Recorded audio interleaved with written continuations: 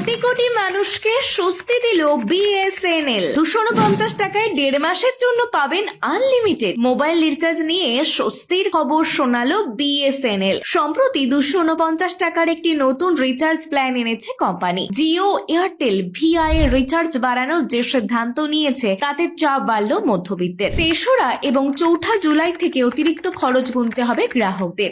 এই আবহে বিএসএনএল নতুন প্ল্যানে কি সুবিধা রয়েছে চলুন জেনে নেওয়া যাক। মোবাইল ট্যারিফ যে বাড়তে চলেছে সেই খবর ইতিমধ্যেই সবার কানেই পৌঁছে গিয়েছে। জিও, এয়ারটেল বা ভিআই যে কোম্পানির সিম থাকুক না কেন 3রা এবং 4 জুলাই থেকে বাড়তি টাকা খরচ করতে হবে। বেসরকারি টেলিকম সংস্থা 3রা জুলাই 2024 থেকে রিচার্জের দাম বাড়াচ্ছে জিও এবং এয়ারটেল। 4 জুলাই 2024 থেকে রিচার্জের দাম বাড়াচ্ছে ভোডাফোন। বিএসএনএল এর 249 টাকার রিচার্জ প্ল্যান। এই দাম বাড়ানোর মাঝে বিএসএনএল লঞ্চ করেছে 249 টাকার রিচার্জ প্ল্যান। এতে কি সুবিধা পাবেন চলুন বিস্তারিত জেনে নিন। আনলিমিটেড ভয়েস কলিং, দৈনিক 2 জিবি ডেটা, মোট 90 জিবি ডেটা, দৈনিক 100টি এসএমএস, 45 দিন ভ্যালিডিটি। কম দামে এমন রিচার্জ প্ল্যান স্বস্তি দিতে পারে বিএসএনএল গ্রাহকদের। বিশেষ করে যে হারে দাম বাড়ছে তাতে কিছুটা খরচ কমবে